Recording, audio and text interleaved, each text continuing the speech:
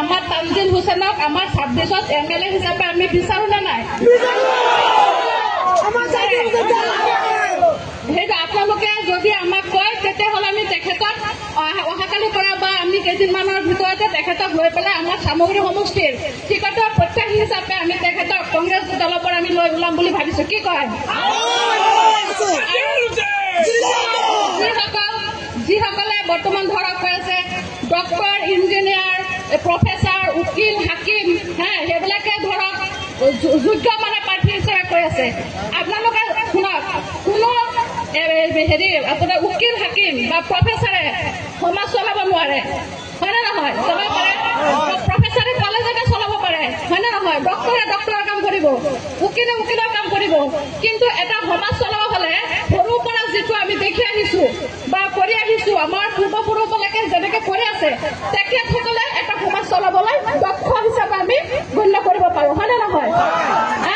তেতিয়াহ'লে চাওক, যিবিলাক মানে কথা ধৰক মানে কিছুমানে ওলাই আছে যে তানজিল হুছেইন ডাঙৰীয়া এজন দক্ষ মানে উপযুক্ত প্ৰাৰ্থী নহয় বুলি কৈ আছে। আপোনালোকে সকলোৱে ইমান কষ্ট কৰি আজি আহিছে, কাৰ কথা শুনি পেলাই আহিছে? আমাৰ মন্ত্ৰী, আমাৰ সাংসদ ৰকিবুল হুছেইন ডাঙৰীয়া আহিব, তেখেতৰ পুত্ৰ আহিব, সেইটো শুনি পেলাই আপোনালোকে ইমান মানে একগোট হৈছে, হয় নে নহয়? আপোনালোকে এটা কথাতে কৈ দিয়ক, আমাৰ বেলেগ কাকো নালাগে যদি কওক,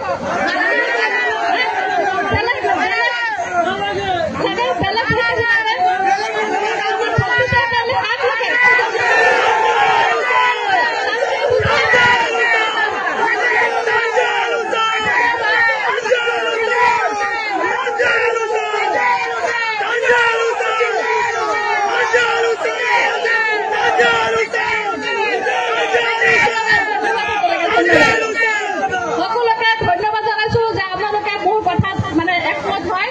গতিকে আমি 2 দিনৰ ভিতৰতে তানজিল হুছেইন ডাঙৰীয়াক লৈ পেলাই আমি গোটেই সমষ্টি আমি টিকট প্ৰত্যাশী হিচাপে তেখেতক লৈ আমি ঘূৰিম। ঠিক আছে, ধন্যবাদ সকলোকে।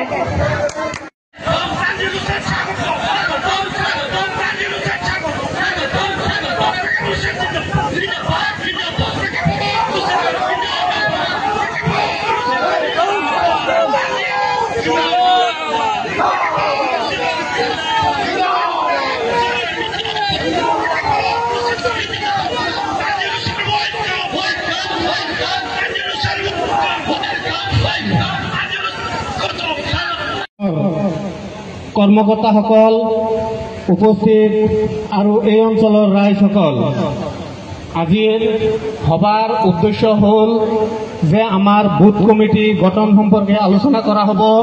আজিৰ